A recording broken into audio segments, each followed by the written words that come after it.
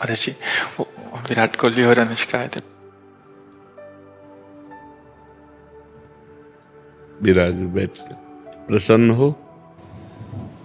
जी अभी ठीक। हाँ, नहीं ठीक ही रहना चाहिए। हम आपको अपने प्रभु का विधान बताते हैं थोड़ा सा।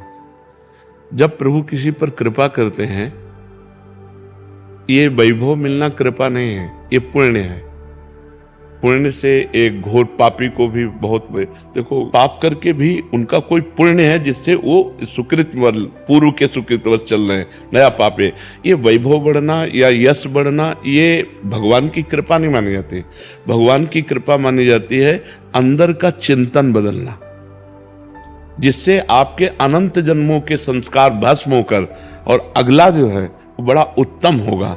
अंदर के चिंतन से होता है, बाहर से कुछ नहीं होता। महत्व अंदर का चिंतन। अच्छा, अंदर का चिंतन हम लोगों का स्वभाव बन गया बहिर्मुखी। बहिर्मुखी मतलब बाहर, बाहर यश कीर्ति लाभ विजय, इससे हमको सुख मिलता है। अंदर से कोई मतलब नहीं रखता कोई विरला ही अंदर से। अब क्या होता है, भगवान जब कृपा करते हैं तो संत समागम देते हैं, फिर दूसरी जब कृपा होती तो विपरीतता देते हैं, और फिर अंदर से एक रास्ता देते हैं। ये मेरा रास्ता है, ये परम शांति का रास्ता है, ये शांति का रास्ता नहीं। भगवान वो रास्ता देते और जीव को अपने पास बुला लेते हैं। बिना प्रतिकूलता के संसार का राग नष्ट नहीं होता। किसी को भी वैराग्य होता है तो संसार की प्रतिकूलता देखकर वैराग्य होता है। सब कुछ हमारे अनुकूल है तो हम आनंदित होकर उसका भोग करते हैं। जब हमारे ऊपर प्रतिकूलता आती है तब ठेस पहुंचती है कि इतना झूठा संसार, तो अंदर से भगवान रास्ता देते हैं। ये सही है। भगवान बिना प्रतिकूलता के इस संसार को छुड़ाने का कोई भी औषधि नहीं रखी। आज तक जितने बड़े महापुरुष हुए हैं, जिनका जीवन बदला है, उनको प्रतिकूलता का दर्शन करके बदला है। तो कभी प्रतिकूलता आए तो उस समय आनंदित हो कि मेरे ऊपर अब भगवान की कृपा हो रही है, कि मुझे सतमार्ग में चलने की प्रेरणा मिल रही है। अगर सतमार्ग छूटा हो, ये सब तो एक सेकंड के लिए आप विचार कीजिए। अब अपना सुधार कर लो, अपने जीवन को सत्य में ले आओ, तो अगला जो होगा वो बहुत जोर का होगा। चाहे जन्म हो तो श्रीवान कुलवान धनवान वैभव संपन्न ऐसे, और भक्ति की अनुकूलता, भक्ति की अनुकूलता। खास बात श्रीवान धनवान कुलवान नहीं, खास बात भक्ति की अनुकूलता। अगर इस जन्म में भगवत प्राप्ति नहीं हुई तो भगवान श्री कृष्ण ने गीता में कहा है कि मेरे भक्त का नाश नहीं होता। मैं कुलवान धनवान श्रीवानों के कुल में जन्म देता हूं और फिर पुनः भक्ति का माहौल देता हूं, और पूर्व का जो भजन छूटा हुआ हो वहीं से उसको। अब बिल्कुल ऐसे ही रहो जैसे रह रहे हो, बिल्कुल संसारिक बन करके रहो, लेकिन अंदर का चिंतन आपका बदल जाए। अंदर के चिंतन में आपकी यश की भावना न रह जाए, अंदर के चिंतन में आपको धन बढ़ाने की भावना न रह जाए। अंदर का चिंतन हो जाए, प्रभु बहुत जन्म व्यतीत हो गए, अब एक बार आपसे मिलना चाहती हूँ, एक बार आपसे मिलना चाहते हैं प्रभु, मुझे आप चाहिए, अब संसार नहीं। तो बात बन जाएगी, तो बात बन जाएगी।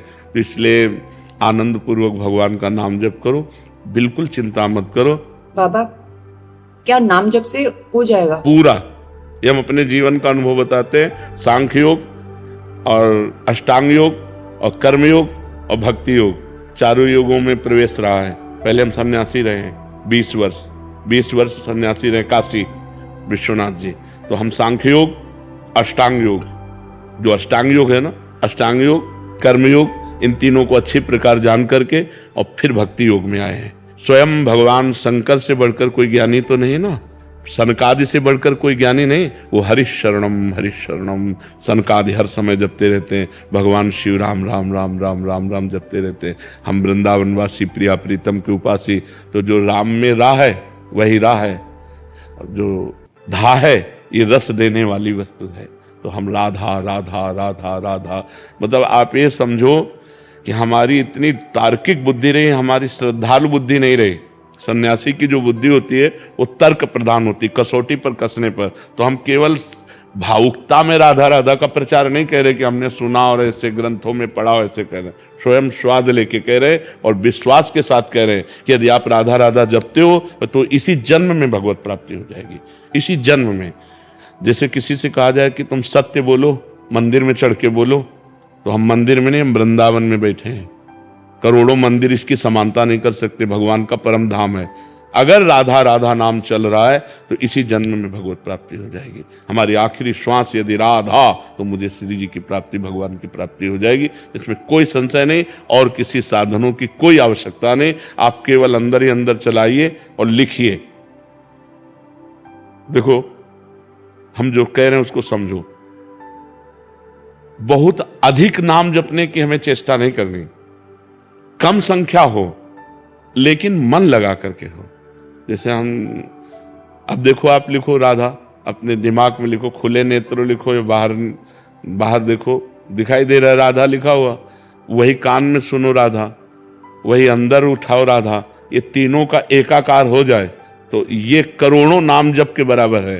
देखो, जैसे हम बोला राधा, ऐसे हम 1000 राधा नाम बोले तो हम बोला राधा, ये उपांशु है, इसे उपांशु कहते हैं।